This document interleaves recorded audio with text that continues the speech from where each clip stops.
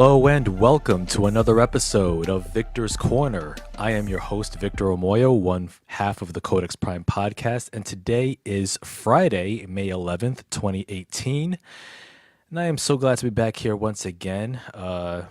This week's topic for this edition of Victor's Corner is we're going to be talking about the music video that's been sweeping all the headlines on social media and on YouTube as of late, this all week long. And that is Donald Glover, aka Childish Gambino's latest music video, "This Is America." And man, this video is something else, man. It has gotten the internet abuzz with commentary and analysis of what all the images mean and what the overall message Glover is conveying in the video, as well as how socially relevant it is in these days and times. And for this edition, I do want to get into my interpretations of the video and kind of break down, in my opinion, what each component of the video means, from different shots or different moments in the video to the lyrics. And I'll get into a little bit about another similar topic as well towards the end of this video. But if you're joining me in this case, I'm on Facebook Live, and otherwise you can listen to this on SoundCloud, iTunes, Google Play, as well as YouTube. So yeah, man, Childish Gambino, Donald Glover, "This Is America," his latest music video. It's directed by Hiro Murai, and the song itself was produced by Jason Cole of Doomsday, with Ibra Ake and Fam Rothstein of Wolf and Rothstein. And as of today, this video has received over 63 million views on YouTube, which is pretty impressive, and I can see why. This video, it's a one-take style video, which is visually rich with metaphors on racism and gun violence in America, and how the two are inextricably linked. And it's also a pointed critique on consumerism and how both artists and the audience benefit to some degree from their collective pain.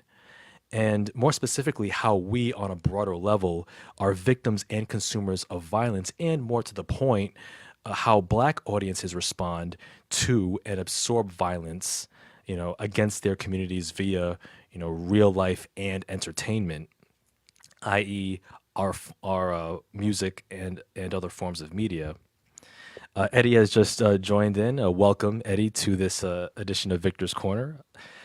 And, watching "This Is America," when I watched it for the first time, it just, bam, it hit me like a titanium glove. Like, it just hit me in the gut, because I was just floored by the 4 minutes worth of footage I saw.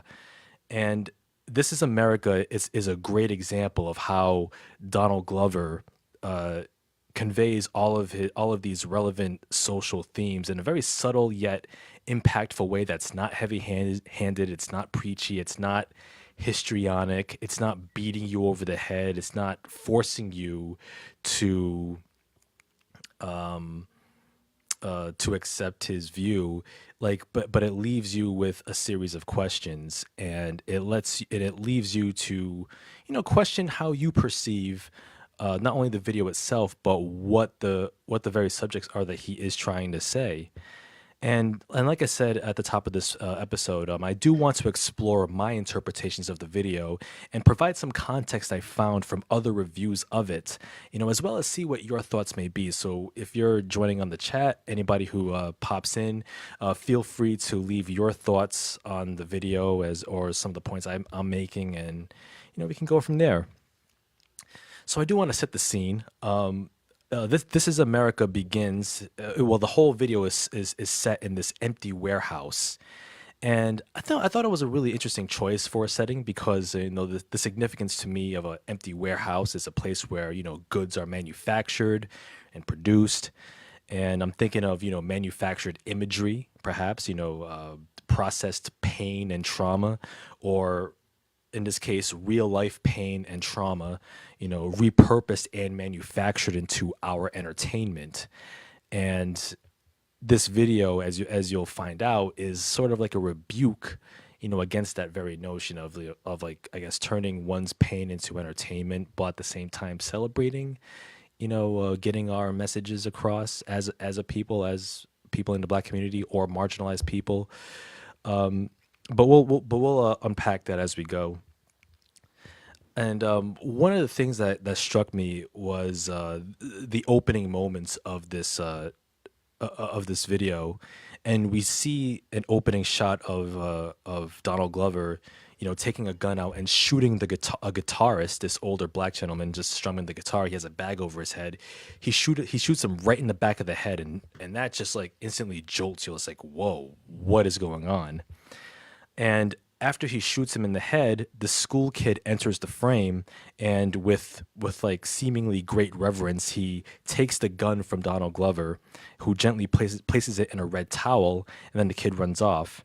And while the older man's body is unceremoniously dragged away, just like a piece of garbage, basically. And watching those opening moments, a couple things stood out immediately. One was the color choice of the towel in which the gun is placed. The towel is covered in red. Red, obviously, being in this context, the color of blood. It's soaked with blood, not only the blood of that particular victim, but like the victims of gun violence as well, which we've seen too many of with mass shootings and whatnot. And weirdly enough, it's not only the shooting of the man in the back of the head that's disturbing in and of itself, but also how Donald Glover looks when he's shooting the guy. Because as Glover prepares to shoot the man, his body contorts into this Jim Crow caricature. His right knee is bent, his left leg is extended forward, his left arm is bent, and his hand is on his hip, and his right arm is outstretched, with the gun in his hand. And then he shoots him, and then after he shoots him, he directly segues into, dancing, in front of and as he's moving towards the camera, he's like dancing, or he's practically jigging, if you will, for the camera. And right before that moment, right in the very opening seconds of this video, you hear this opening choral chant of like, yeah, yeah, yeah, yeah, yeah, yeah, yeah, yeah, go away. And then it's followed by Glover singing the following lyrics where he says, we just want to party just for you. We just want the money just for you. I know you want to party just for me. Girl, you got me dancing. Yeah, girl, you got me dancing. And I looked at those lyrics, and it's sort of like, on the one hand, it's on one hand you can kind of look at it as how music in a broader sense is kind of used as a response, to and escape from one's pain and suffering, or the mundane hostility of everyday life. So you have those opening chants of yeah, yeah, yeah, go away, sort of like the chorus saying, troubles, hardships, just go away. Let me enjoy life. Let me, enjoy myself. But the lyrics are kind of curious in this instance because, because it does beg the question, party just for who exactly? Money just for who exactly? And I'm thinking, perhaps this is Glover, the artist, saying that, we just want to have a good time and spend our money on what feels good or what pleases us. Or he could also be saying that, we want to party and have money just for you, the you in this case being entertainers themselves. Like, we want to give you your money, our money, as well as the structures that support these entertainers, like, the corporations that sell the artist's work, or in this case, record labels that, propagate the artist's music. So the rest of us as the audience, all we want to do is we want to, turn up. We want to make it rain dollar bills, just dance and party our worries away. So, so the beginning of the song has those carefree lyrics, like, we're just here to have a good time. It's all good until that first gunshot and the first victim in the video. And it's like, whoa, wait a minute. This is not what I signed up for. And this is America. there's also another additional lyric there too, where he mentions dance and shake the frame. You know, dance and shake the frame. And this is what Glover does literally and figuratively throughout the entire video. You know, he has this jubilant dancing, you know, which is juxtaposed with the violence and chaos that's happening right in the background. So as he's dancing right in front of the cameras, you know, you have like what seems to be like a riot going on in the back. You have like cars on fire, people running around with weapons, jumping on top of cars. There was one moment where some guy falls off the balcony and on top of a car, and it's all also very chaotic and upsetting. And it's like when you think of dance and shake the frame, yeah, he's dancing, but he's also shaking us out of our initial expectations, you know, and complacency with the startling imagery. You know, the first being the guy getting shot in the back of the head, and he's shaking things up basically, and he's dancing and shaking the frame, like the frame of the camera, like the image that you see throughout the video. But also there was another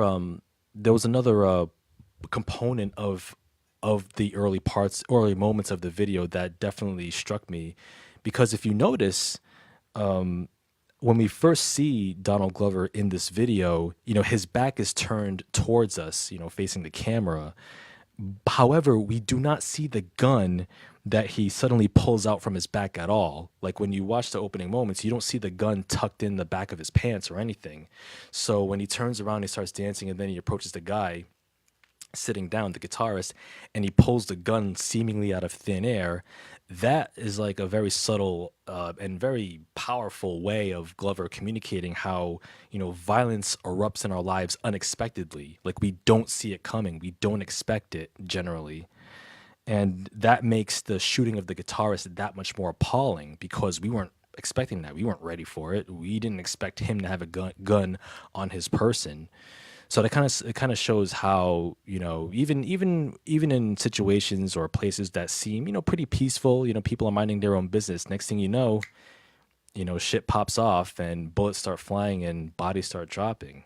And you know, that's especially true, you know, in communities of color, in particular, you know, the black community, especially when you factor in, you know, police brutality and, you know, shootings of unarmed black men and that sort of thing, which the video comments on in a rather strong way. Also, you know, what's even more disturbing is how after this moment, as well as an even more horrible moment that soon follows the initial shooting, the guns Glover uses, like I said, they're treated with more respect and dignity than the actual human lives that those guns have taken the lives of. You know, and if that doesn't speak to America's, you know, obsession or toxic love affair with firearms, then I really don't know what does, because that is just like, wow. You know, I can't think of a more powerful and profound statement than that. So we move on to the immediately another part of the video where the lyrics drop. He says, "This is America. Don't catch you slipping up. Don't catch you slipping up. Look what I'm whipping up." And so when he says those lyrics, the beat suddenly switches up into this bass heavy trap sounding aggressive drum drum bass heavy trap music sound, and it's pretty abrasive. And then as he's dancing and you have this like aggressive trap beat playing, you know, and Glover's rapping in front of the camera, you see these school kids just dancing right behind him, and they're dressed in school uniforms. They have these light yellow shirts and gray pants and skirts, and they have these wide bright smiles on their face, like they're just dancing without a care in the world. And they're just dancing in jubilation, you know, in spite of all the violence and chaos that's going on in the background. And so when I'm thinking about those lyrics, "This is America, don't catch you slipping up." And when I think of that second part, "Don't catch you slipping up," I'm thinking of a couple of meanings there. One meaning that I'm thinking of is Like, don't let America catch you, and the you in this case being black folks, making a mistake. Don't act out of turn, stay in your place, stay in your lane, be respectable.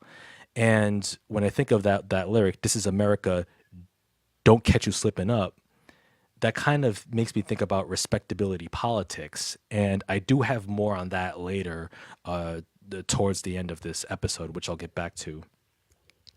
I also think of the other part of those lyrics too. Don't catch you slipping up, in the sense of like that could be viewed as a critique, like Donald Glover's critique on the pattern of gun violence and our collective response as a society.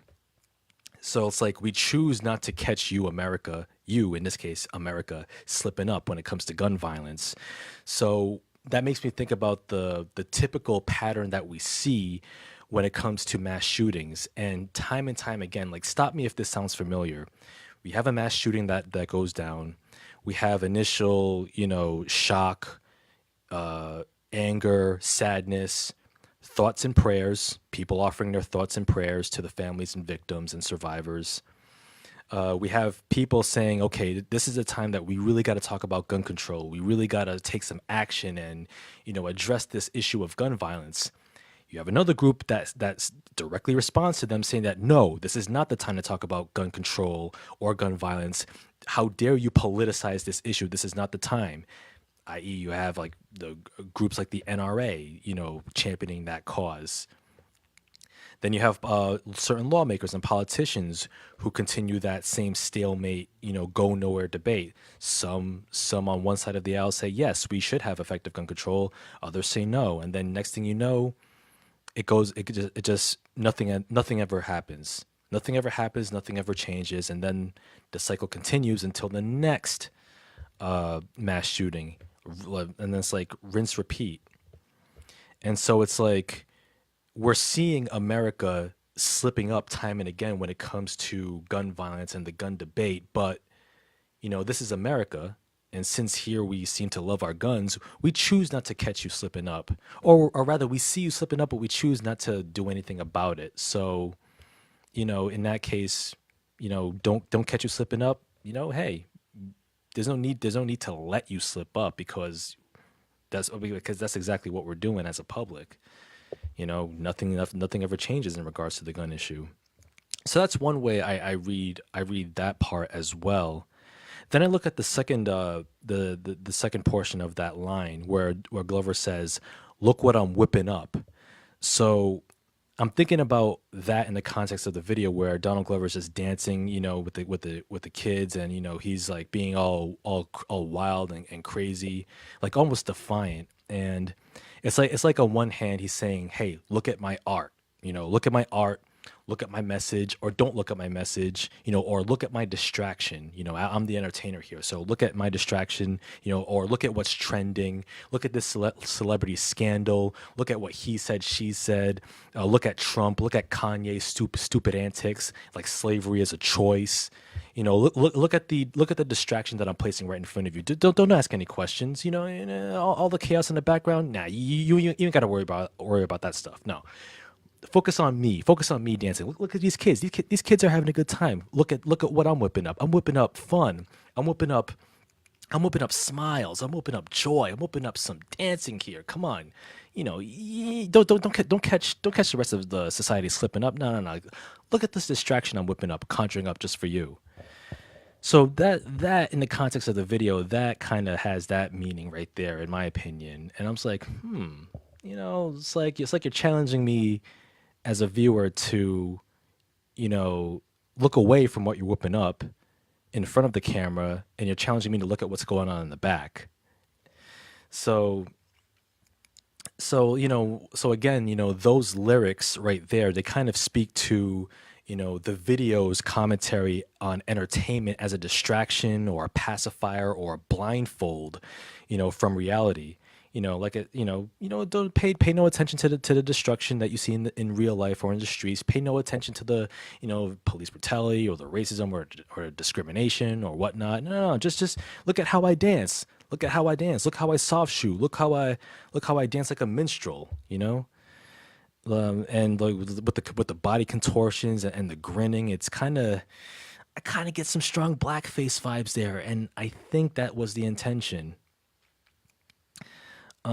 Also, too, when you look at the dancing that Donald Glover and the kids do in the video, they do reference a lot of popular dance crazes like from the past and the present. And one in particular is the Gwara Gwara, which is a popular dance that originated in South Africa. And there's one interpretation I've read of the dancing, which is from an article from Adrienne Gibbs in her Forbes article on the video, in which she states, and I quote, "What's remarkable is that the dancers nailed each performance, and you could interpret that in one or two or three ways. One, they are clueless and dancing. Two, they have a clue and dance to keep from crying. Three, they are jamming for the camera or for social media video and know their dancing is a distraction, a salve, or an invisibility cloak. Keep in mind the dancers were not shot, nor were they chased by the police. Now, given Glover's droll sense of realistic humor on FX's Atlanta, his show, it would not surprise me if all three interpretations are correct, because often that is life in America." End quote. And you know what? That's definitely true. Because as the saying goes, we have to laugh in order to keep from crying, and I think that's what the kids do. So, and like I mentioned before, to kind of elaborate on it a little further, Donald Glover and the kids dancing in this video, in front of the camera is sort of like a direct challenge to the viewer, as if he dares us to pay attention to and acknowledge the harsh realities of violence and chaos that affects, blacks and communities of color.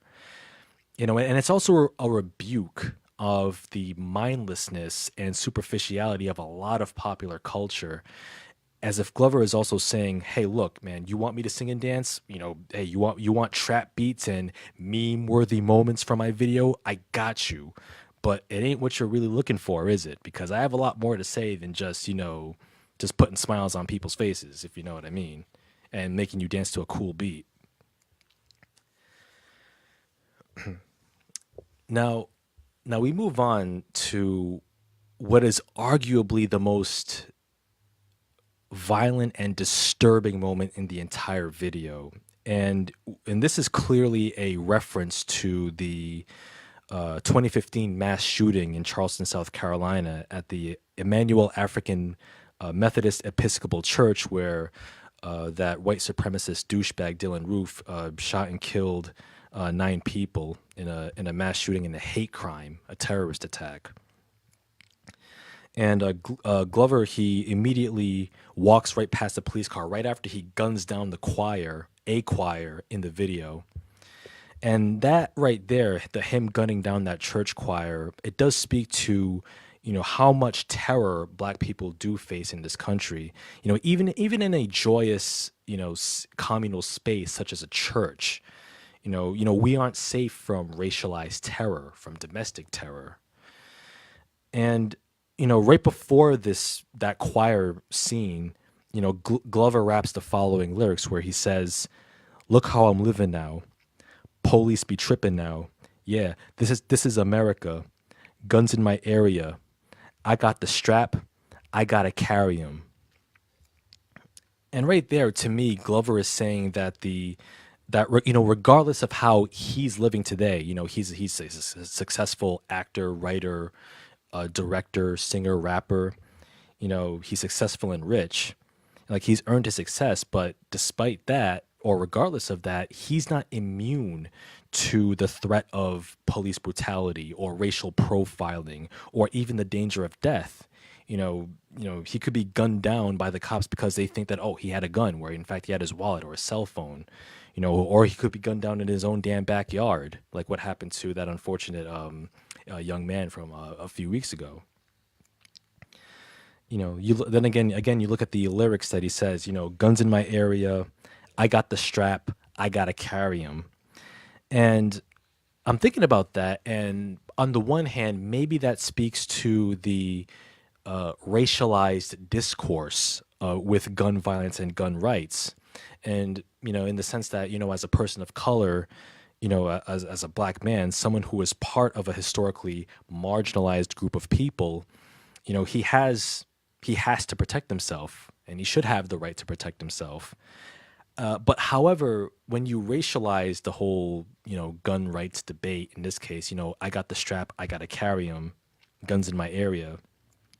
Notice what happens when the very use of guns is placed underneath the racial microscope. So, for example, when you have white gun owners, talking about carrying guns, whether it's concealed carry or open carry, it's all about their Second Amendment rights. White gun owners, they're generally, patriotic Americans. They're expressing their right to bear arms. However, if blacks carry guns, whether openly or covertly, it's a reflection on how violent they are. It's like, oh my God, they're thugs, they're gangsters. Thugs and gangsters carry guns. We can't have that shit. No way, not on my watch. And so when you look at the debate right there of how you have a historically marginalized group of people who, judging from our country's openness towards guns, then yeah, logically, yeah, they should have the right to protect themselves. But if a black person or a black community decides to, or many in the black community decides to carry guns, then that's seen as a threat. But if white gun owners carry guns, then that's just their patriotic duty. It's their rights, and we gotta salute that and we gotta respect that. And that kind of makes me think of like when again where Glover says, guns in my area, I got a strap, I got to carry them. And that also makes me think of that famous iconic photo of Malcolm X, who's peering behind the curtain and he's carrying a rifle. He's got the strap. Brother X got to carry it. Brother Malcolm got to protect himself too. So that's what makes me think about that. So I think those lyrics right there in that portion of the song and the video, Glover is commenting on the lopsided racialized discourse of gun ownership and gun rights as a whole. We have Jennifer Green that just joined the chat, so welcome to the episode. Once again, we're talking about "This Is America," the music video by Donald Glover. There's one other lyric here, which is a choral refrain, and this is first heard from the church choir that Donald Glover guns down in the video, where they say, "Grandma told me, get your money, black man, get your money." And on the one hand, immediately the meaning behind that is, for black people in particular, succeed by any means. As a black person, you're gonna be the victim of prejudice. You're gonna be victimized to some degree anyway in this country, as long as you're here. Whether it's by prejudice or other forms of ignorance. So you know what? Get rich, get paid, be successful. Shine, stunt on everyone. Floss what you got. You get paid. You're gonna be victimized anyway, so you might as well get paid, right? I think that's one. That's also one meaning behind that refrain. Grandma told me, "Get your money, black man." And when you think about that frame, "Get your money, black man," it also speaks to how black trauma is capitalized and monetized into commercial art. And this is also referenced by Trey Johnson's Rolling Stone article about this video.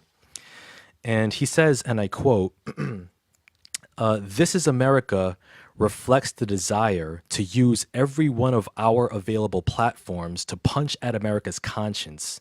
So we keep recycling our trauma into art, which mainstream America then consumes and judges on the same scale as black entertainers' less burdened white peers. That tension has been at the heart of countless pop culture flashpoints." And he uses a few examples here. Kendrick Lamar losing the 2014 Best Rap Album Grammy to Macklemore. Beyonce's Lemonade losing 2017's Album of the Year Grammy to Adele's 25. The dramatic Oscars finish between Moonlight and La La Land in 2017. It bears repeating that blackness rarely gets the liberty of being free from its circumstances, while the rest of America gets to sit back and be entertained by us. Glover forces us to look at exactly who we are as a result. End quote. Now, hey, what's up, Carl? Carl has just joined the episode. Now, Johnson's critique totally hits home here, in my opinion, and the choral refrain of "Get your money, black man" reflects this because "This Is America" tells and shows us how black pain is reforged and transformed into something that's palpable and accessible for mainstream consumption. Black artists are getting their money through their craft, with many black artists, reflecting on their real life struggles and, difficulties. While in some other cases, white artists can just make comfortable music that's not informed by, difficult realities on any level, whether in their personal lives or more broadly from the rest of society at large. So, you know, when you think about that, it kind of dovetails to another part where I say, furthermore, Johnson's critique as well as Glover's video shows us how, art doesn't really exist in a vacuum. You cannot completely divorce the artwork from the world that it's created in. So both inform each other on some level, whether you like it or not. Even though, yes, there are plenty of, movies or works of art out there that don't seem to be saying anything important at all, or rather at least try to appear that way. Now, that makes me think, how like with This Is America included, how powerful a song it is, but also it's another example of how black pain, whether it's historical or contemporary, it's always somehow transformed into something like a piece of entertainment. Like if you look at one obvious example, like movies or shows about slavery. Like you have 12 Years a Slave, which is based on a true story, which is an incredible film. But you also have Django Unchained, which is a slave revenge fantasy. You have Roots. You have Underground, which was a show that got canceled. To some degree, you have you have a show like it's a new miniseries, Unsolved. I think that's the name of it, which is a USA miniseries about the murders of Biggie and Tupac, and how some cops are trying to solve the conspiracy behind that, and how those real life tragedies is now again a piece of entertainment. Black pain, black death is can be transformed into something accessible, and it does make me think of how certain works of art, you know, are reviewed by certain critics. Like for example, I'll use one example. Like if you look at the movie Get Out, by Jordan Peele, brilliant movie, deservedly won the Oscar for Best Original Screenplay, extremely well written film. I've read reviews and I've watched a few reviews of the film that don't mention anything about the racial themes of Get Out. They just like there are some white reviewers that approach it as just a standard horror film with a unique premise, but they don't even touch on what that premise means. And you actually do have some viewers out there that are oblivious to what Get Out was trying to say. So even though Get Out is a horror film or a suspense film that talks about a very real, fears that black people have, like for example being the only person of color in an all white or majorly white community or a white space. And for some viewers, like for some white viewers who aren't quote unquote woke, they won't get that. They look at Get Out and they won't even see what's going on. They don't even see the subtext and the obvious themes on the surface. So that's one example of how kind of like the disadvantage for lack of a better word, about how sometimes black art or black pain can be co-opted into a work of art that is relevant, but there are many who might not even get the picture or might not even understand what it's really trying to say. And that's sort of like a reflection of perhaps the blindness of some viewers. And so yeah, you have black artists that profit from their relevant works of art, but they're also profiting from those who might like what they have but might not even understand or even empathize with what they're trying to say or what the message is behind their work. So when I hear the phrase "grandma told me get your money, black man," that does make me think about that. And so, Glover's commentary on that is rather pointed, and it does make me think, in a rather like there was definitely work to be done, not from the artists themselves, but from the very audience that consumes this type of media. Like they like some people in the audience, they really gotta bone up on their knowledge, man. So we have the video continues, and Glover raps the following lyrics. He goes, "Look how I'm geeking out. I'm so fitted. I'm on Gucci. I'm so pretty. I'm gonna get it. Watch me move. This is Selly. That's a tool. On my Kodak. Ooh, black." And so while he's rapping those lyrics, the camera is pans up away from him into this shot of these school kids with white bandanas covering their mouths. They're like on this balcony in this warehouse.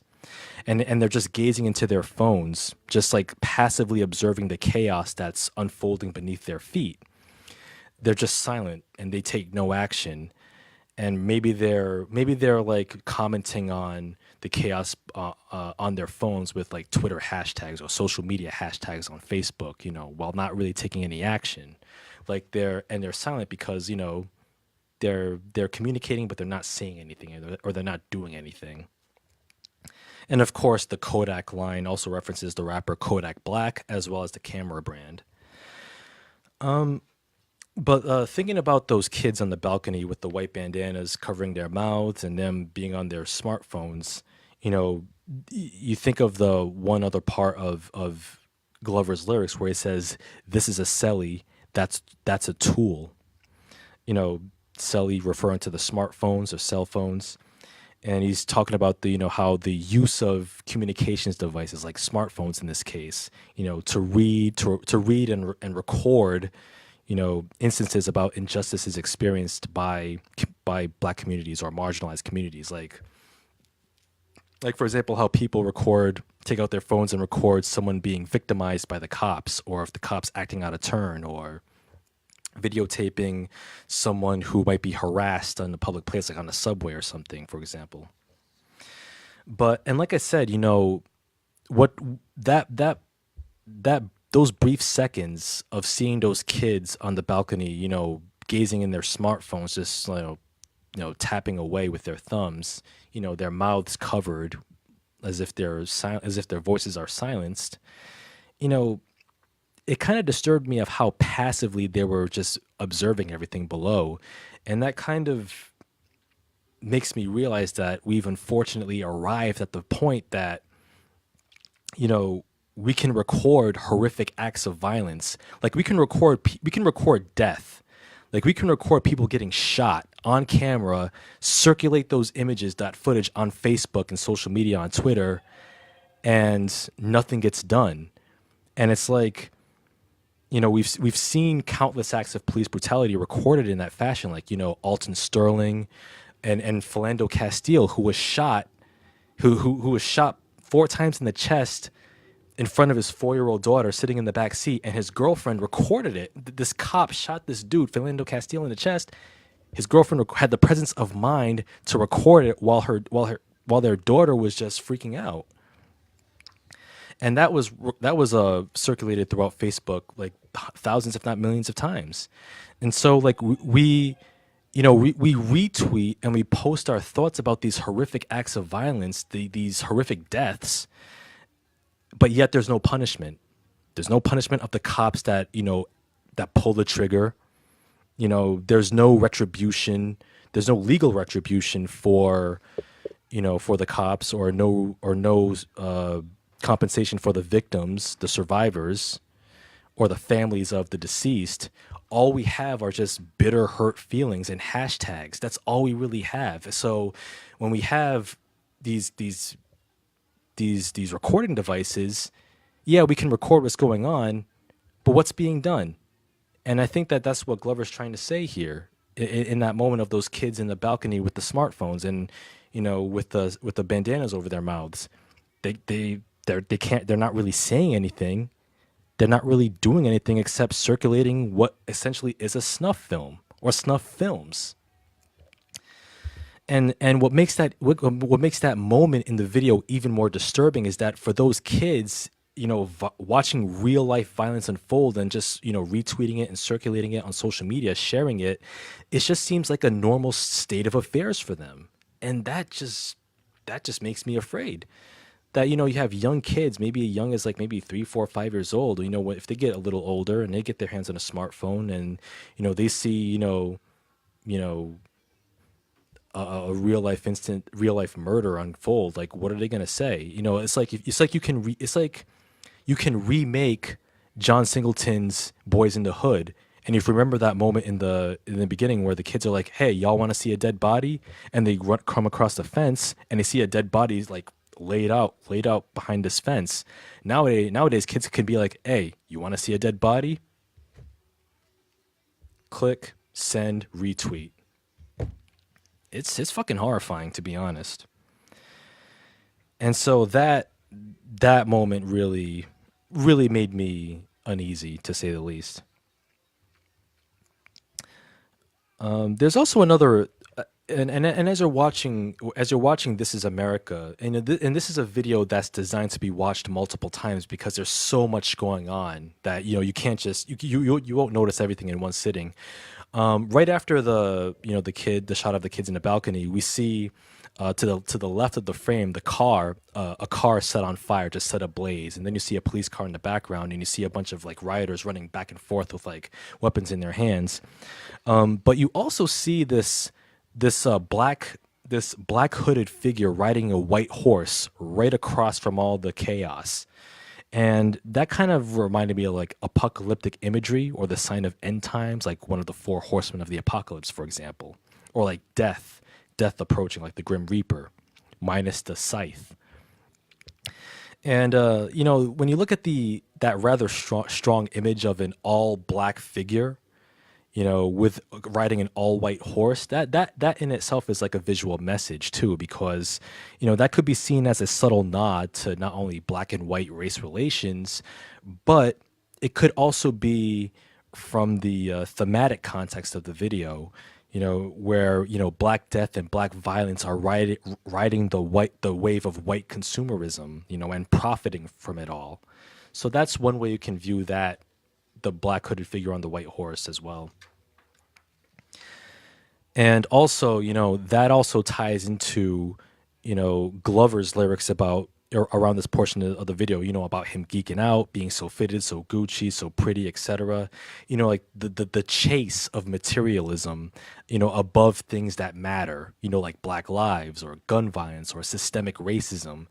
Oh, that background noise, watch me get, forget the background noise. It's like he's saying, I'm so Gucci, so fitted, watch me get this paper, watch me look good getting this paper, watch me look good doing it, watch me look good stunting on people, and I think his lyrics in a way are sort of like a rebuke to that way of thinking, that way of materialistic thinking, like, F the world, get yours, we're all going to hell anyway. So he's like trying to push back against that very cynical, selfish mindset.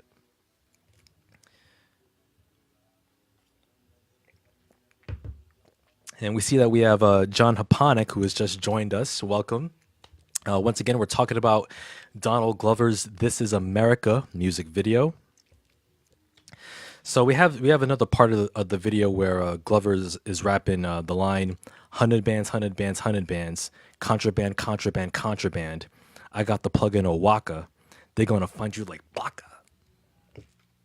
And then after he raps that, there's like a side profile shot of Glover, and his arms are outstretched, and he's holding an imaginary gun, and his head is cocked back, and he has like the two gold chains around his neck, and he just stays there for like just like a few seconds, but it feels like minutes, just like that.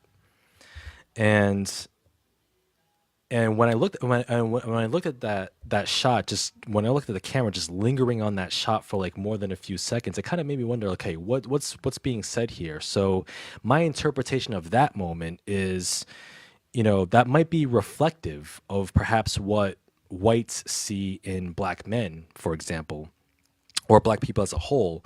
Because when I see Donald Glover, his arms are outstretched, he's holding an imaginary gun in his hand. To me, that kind of looks like a fill in the blank image. Like you can easily silhouette, Donald Glover in that. You can like silhouette him and just like make that like a meme or something. And so that kind of makes me look at that as like a fill in the blank image, if you will. Like, you know, uh, do people see us black men as violent even when we're not? So if our arms are outstretched, can you imagine him holding a real gun in that moment? Can you imagine him wearing a hoodie in that moment, do rag or whatever? Can you imagine him looking like what the stereotypical thug or gangster or hood dude looks?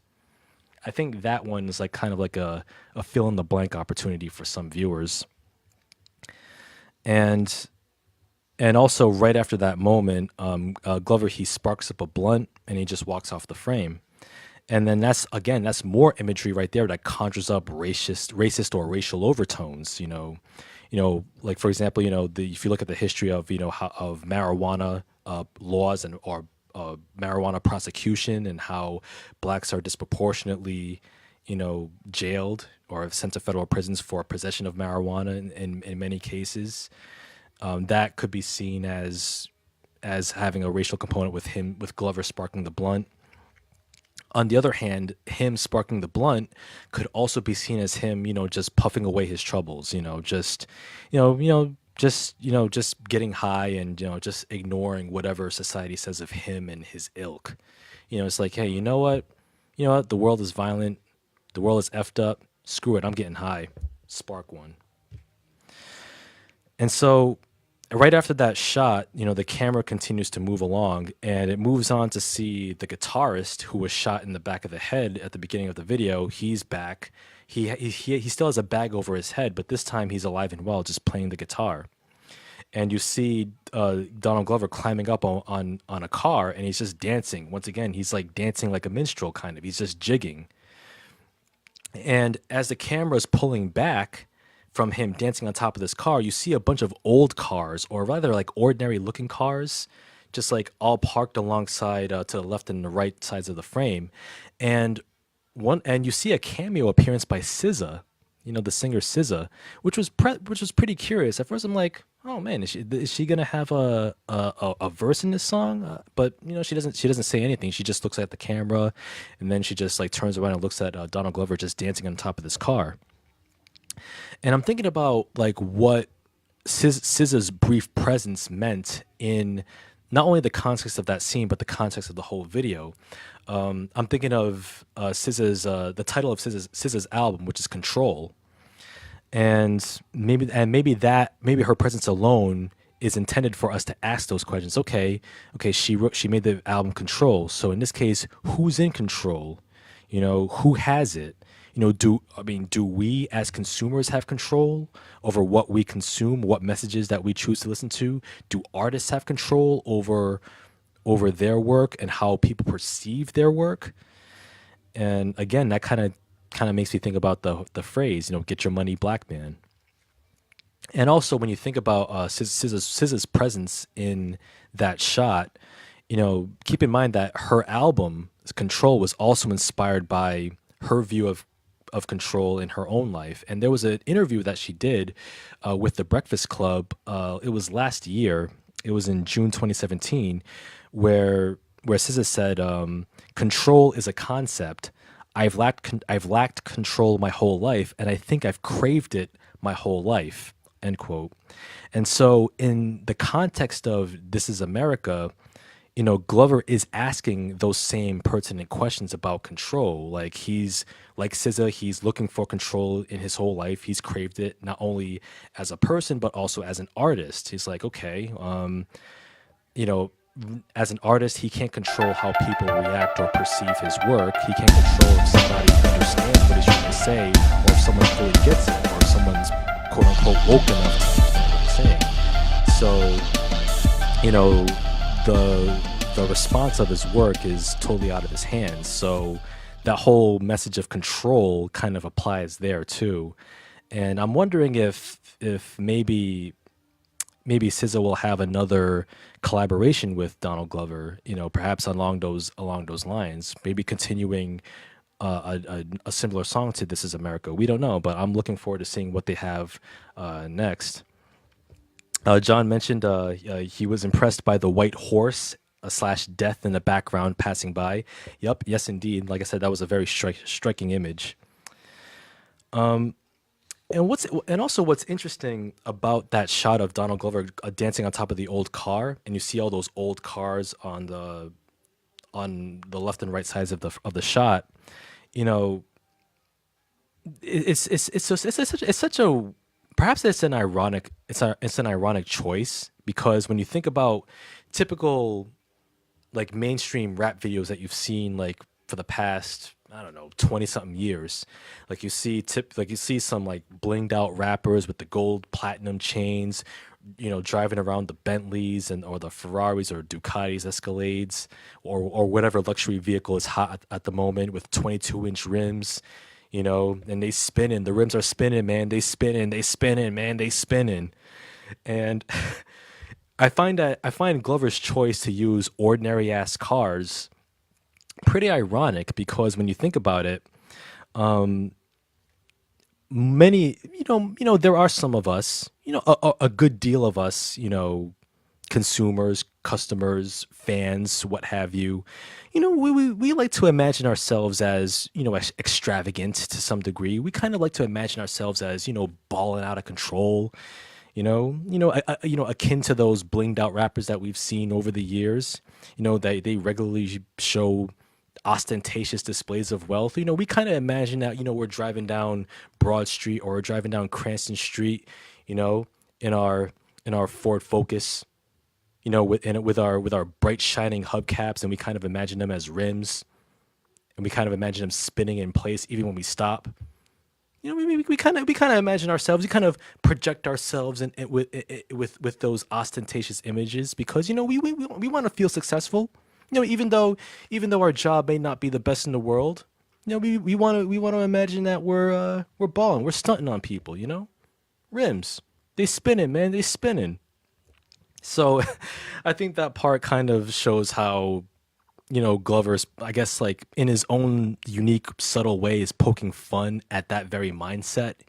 People who kind of try to spend beyond their means to kind of keep up with the Joneses, trying to keep up that blinged out image, or rather that feeling of being blinged out or being successful through strictly material goods, like the best car, or the best rims, or the best clothes, jewelry, what have you.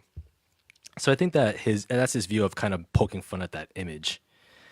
And then when you see the camera panning back from that very shot of him dancing on the car, that same shot, shrinks. It pans far enough away where the camera has entered this black space, and that shot, shrinks into this like small rectangular frame.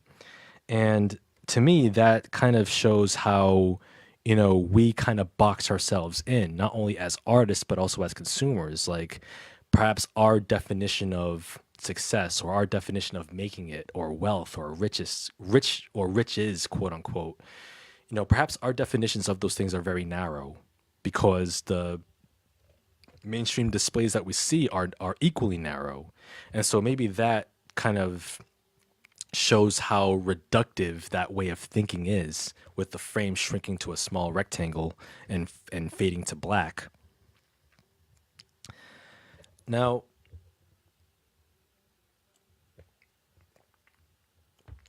now we're moving on to the final portion of the video here, which kind of sticks out in my mind as well. And I'm thinking about the sunken place, as first seen in Jordan Peele's Get Out. And so the last unforgettable moment in the video, which is saying a lot because this video is a whole series of unforgettable moments, is of Donald Glover, running for his life right towards the camera, and he's running away from this raucous mob that's just chasing him from the darkness. And he has this look of abject terror, just wide eyed, like he's like fearing for his very life. Like if these people catch him, he's dead. Kind of like the monsters in a sunken in a quiet place.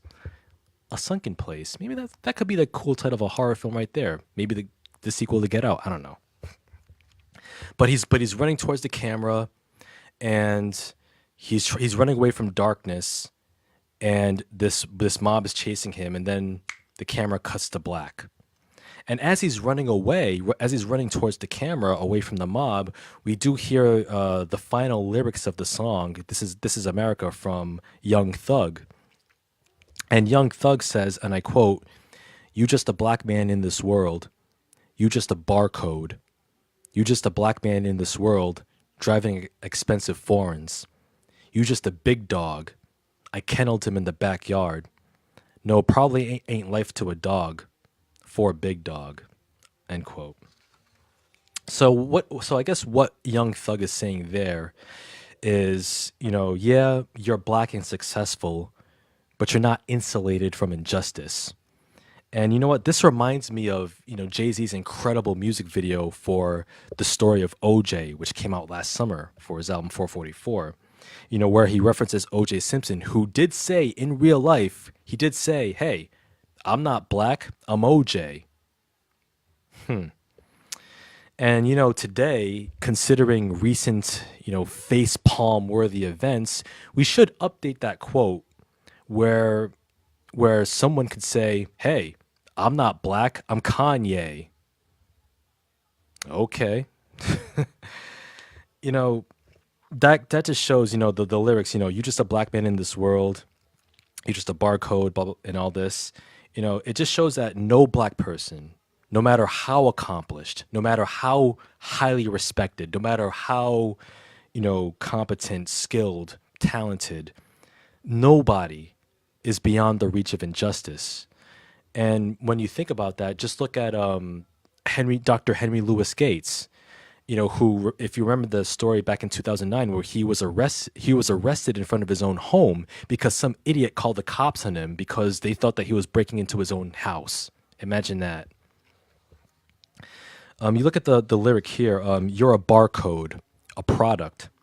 So when I think about that in the context of the mob chasing after Donald Glover, maybe the mob that's chasing him, they want to drag him right back into the sunken place. The mob wants to drag Donald Glover back into the darkness because, they want to put him in the neat little box that they filed him under. It's like they're trying to say to Donald Glover, "Hey, you know what? You're an entertainer. You're a rapper. You're a comedian. You're the funny guy. Don't make us think. Don't talk about racism. Don't talk about violence. Don't talk about important shit. No, no, no, no. No, no, no, no. We didn't sign up for that. We want to drag you back into our neat little box. We want to be entertained. We want to see you dance. We want to see you soft shoe. We want to see you jig. We want to see you smile. So this is where you belong. All this opening our minds, all of it trying to get us woke. No, we don't want to be woke. We want to be sleep. We want to be sleep. We don't know what woke means. So I think that in the context of him, like him being a barcode, him being a product, it's like, you know what, you entertain us. That's what you do. Entertain us. Don't make us think. You're not an educator. And really, that's a really reductive way of looking at artists and art in general, because if you think that art is just entertainment, if you think that a movie is just entertainment, or even a video game is just entertainment, then it's just like, oh, just something to pass the time, just something to enjoy myself and not think about, then that speaks more about you than it does the artist and their work. And it's like, yo, and I'm not saying that every single piece of art has to, is worthy of like deep, valid criticism, but there's a lot of art that says a lot more than what's on the surface. So I think that, seeing this mob chase Donald Glover, he's trying to push back on that notion too. It's like yo, I'm an artist, yeah, but I got a lot to say. I got a show called Atlanta. Atlanta says a lot about racism in its own unique way, in its own idiosyncratic way that perhaps a lot of white viewers will not get. But if you're a black viewer and if you watch Atlanta, you'd be like, I know what he's talking about. And the sunken place is comfortable, but comfortable for who? Who's it more comfortable for? Think about it. And so, and he references the final lyrics of the song. You're a big dog, but you're still in a kennel. So again, it's like it reinforces that notion of keeping blacks in their place, keeping blacks in their lane. Don't make us think, make us laugh. You know, and that's that. And and to that final point of the video, there's a quote that I found here from an interesting article from Doreen St. Felix of the New Yorker, who writes in her article, quote, "There is an inescapable disdain sewn into the fabric of This Is America. The very fact that the dance scenes in the video are already being chopped up into fun little gifs online, divorcing them from the video's brutality only serves to prove his point." End quote. So again, you talk about artists, trying to escape from or black artists in particular, trying to escape from the sunken place, trying to say more than meets the eye. Again, you have in this case some people chopping up the dance segments of the video into neat little gifs, which removes it from the context of what This Is America is trying to say. That's another way of how audiences in this case are trying to be reductive when it comes to art, when it comes to, the messages behind, certain works. Like I said, you can't separate art completely from life itself. They both inform each other. Like I said, there's no work of art exists in a vacuum, you know? Everything that you see, even comic book films like DCEU or MCU, they're influenced by real life stuff. And those films wouldn't work as well as they do. DCEU, that's kind of a stretch, but you know what I mean. Let's go with the example. They wouldn't work as well as they do if they were completely divorced and had nothing to do with real life or real life themes. So again, that's Donald Glover pushing back against that notion. So yeah, man, there's just so much that's my overall interpretation of This Is America by Childish Gambino, or better known as Donald Glover. And like I said, if you've seen this video, please leave your comments on the chat, or stick around afterwards, and I'll check the comments after and see who says what, or email the show at codexprimepodcast@gmail.com. And again, this is a video that needs to be is definitely made to be rewatched over and over again, so you can kind of piece together what it's trying to say. And whatever your interpretations are of the video, I'd love to hear it as well.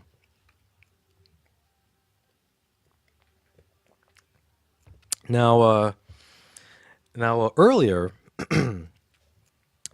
I did mention one lyric from This Is America that I was going to get into in further detail, and that kind of deals with respectability politics. Where Glover raps, quote, "This is America, don't catch you slipping up," end quote. Now, with this, I do want to take a moment to address our latest episode of the Codex Prime podcast, where Carl and I deferred on Bill Cosby's harsh remarks that he's made about the black community over the recent years, most infamously in his pound cake speech that he made at the 2004 NAACP Image Awards. And in this pound cake speech, Bill Cosby justified the killing of an unarmed black youth for stealing a piece of pound cake. For stealing a piece of pound cake. Okay? Now, and then Cosby mocked those who would be understandably horrified by this cruel act by saying, but what the hell was the kid doing with the pound cake in his hand? Oh, man. Now, I will say that, with respect to Carl, I do see that he definitely oversimplified Cosby's remarks by saying that it was a quote unquote generational thing. Using what wasn't really applicable examples, like an example of like old people not liking rap music today. As apples and oranges, that example doesn't really fit, but and it's sort of like a false equivalence. But I do want to elaborate further. You know, it wasn't a generational thing for Cosby to say those things, for his remarks in his pound cake speech, and in the following years since then, he's made a ton of remarks disparaging the black community in one way or another. You know, he's done nothing, Cosby has done nothing but denigrate and condescend to black people as a whole.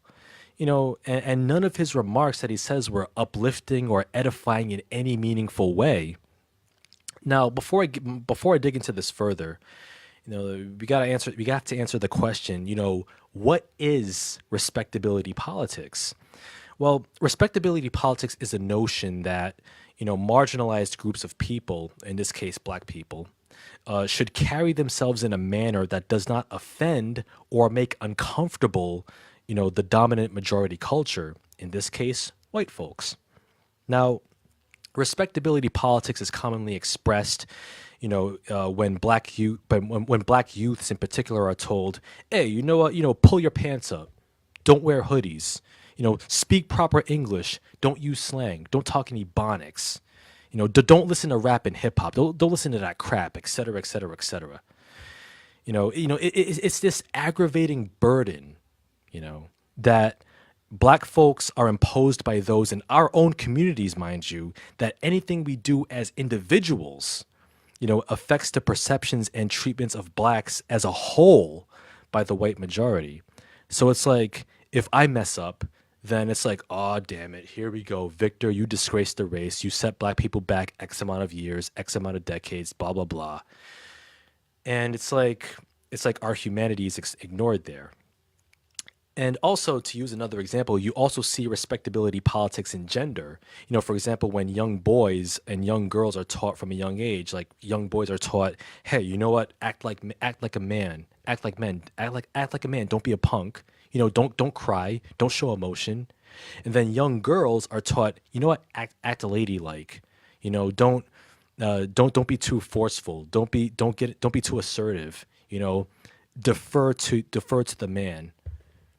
Young boys and young girls are socialized to think this way. So to the point where respectability politics makes sure that if young boys or young girls act in any way that's outside of those heteronormative gender roles, then they're supposed to be shamed for it. They're supposed to be shamed into acting like a proper guy or a proper female or what have you.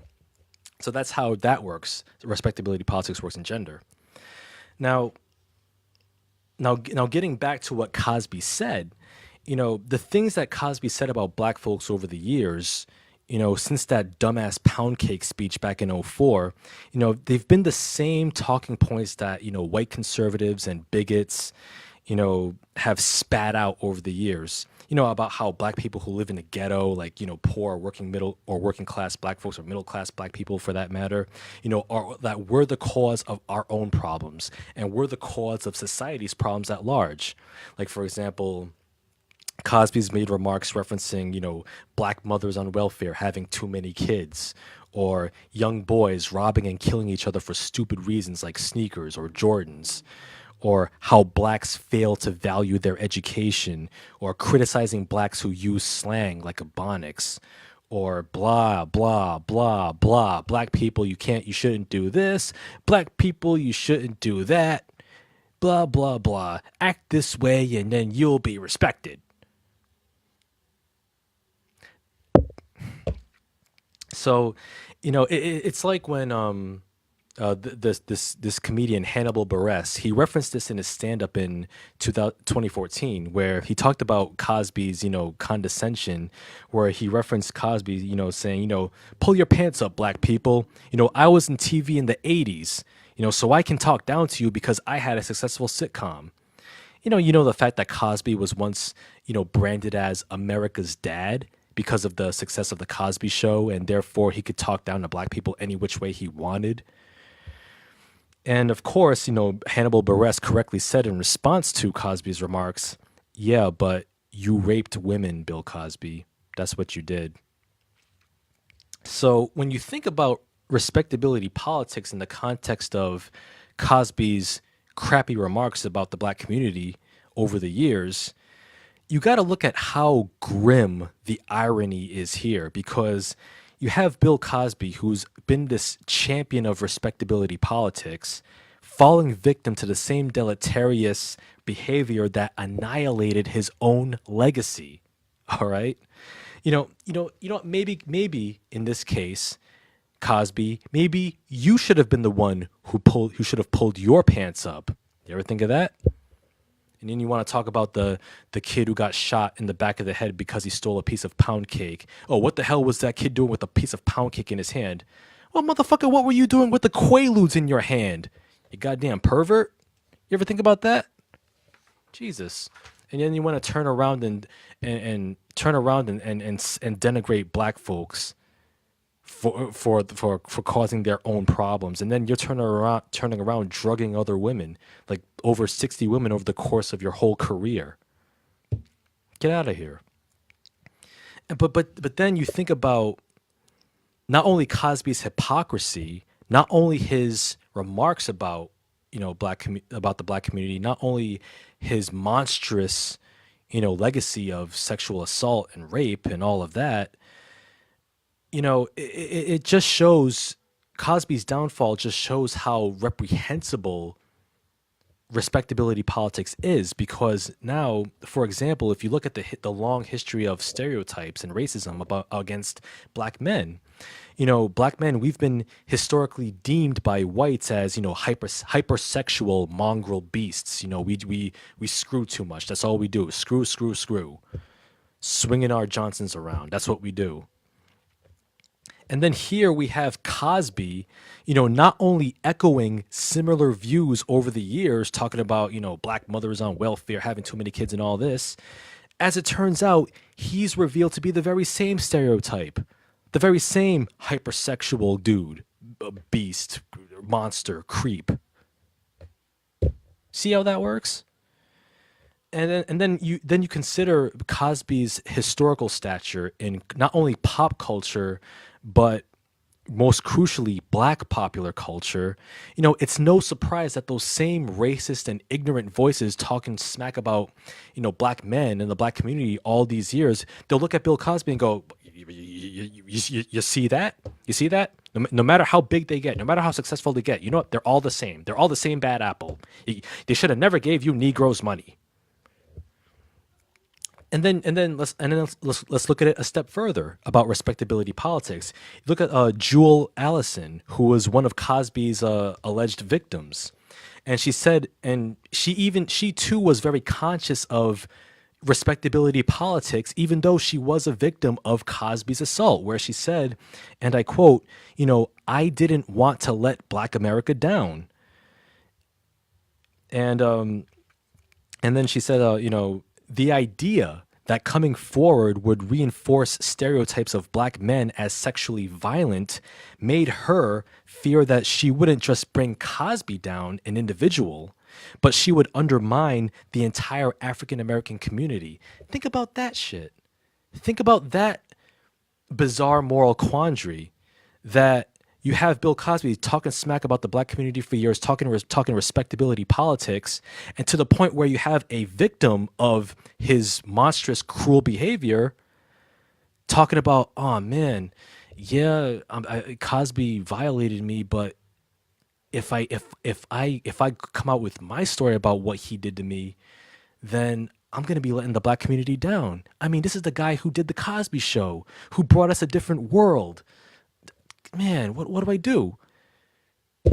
And you know what? No victim should even think about that burden. But and if respectability politics wasn't a thing, and if Cosby wasn't championing respectability politics, she wouldn't even have to think about that point. But the fact that she did tells you something right there. So it's not just a generational thing. This is deep-rooted this is deep rooted stuff that's still happening to this day. It's still affecting us to this day. So, you know, all in all, respectability politics is a lie. It's just a lie. LIE, capital letters. And I'll wrap up with this point. I think of a writer from the New Yorker, Jelani Cobb, and he was featured in Ava DuVernay's awesome documentary on Netflix called 13th. If you haven't seen 13th, by the way, do so. That is exceptional work.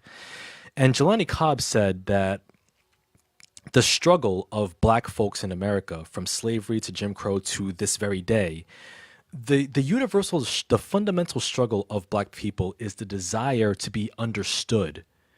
The desire to be understood as full, complicated human beings. That, we're full, complicated individuals.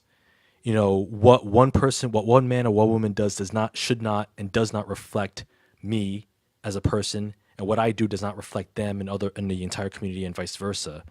So when you think about that fundamental struggle that's still going on to this day about us, black folks trying to be understood as complete people, you look at Cosby, and as well as other, assaulters like him, they only serve to make that very fundamentally simple concept of being understood, which, by the way, is taken as a given by non-marginalized people. It makes it far more difficult than it has any right to be, man. So tying respectability politics, back to This Is America, to wrap it up, Donald Glover is saying with his video in his own monumental and unique and forceful way, his whole video, that whole song, This Is America, is a sledgehammer. It's a bullet on that odious state of mind of this whole issue of, one person represents the whole. That's not the case, man. I don't care what the law says. I don't care what the majority has to say about it, because what I do doesn't reflect what Carl does, and what Carl does doesn't reflect me, and we'll say what Tyrone doesn't reflect us, and vice versa, or anybody we know. And that's not just for black people, but also all marginalized people. One individual does not represent the whole, and our individuality should be taken as a given, not as this needless fight, man. But I don't know. That's all I gotta say about that. But that just shows you right there, man, that that video, This Is America, man, it's just drumming up all these themes, dude. And like I said, if you haven't seen it, by all means do that. And that's all I gotta say about the matter. So like I said, please email the show at codexprimepodcast@gmail.com, or leave your comments below if you have seen the video. You can also check us out, all of our episodes on Facebook Live, as well as SoundCloud, YouTube, Google Play, iTunes. Follow us on social media, Facebook, Instagram at Codex Prime Podcast, and Twitter at Codex Prime Cast. That's all I got. So once again, thank you so much for listening. Thank you to the chat for tuning in. And as always, I will catch you on the flip. Peace out, nerds. Stay woke.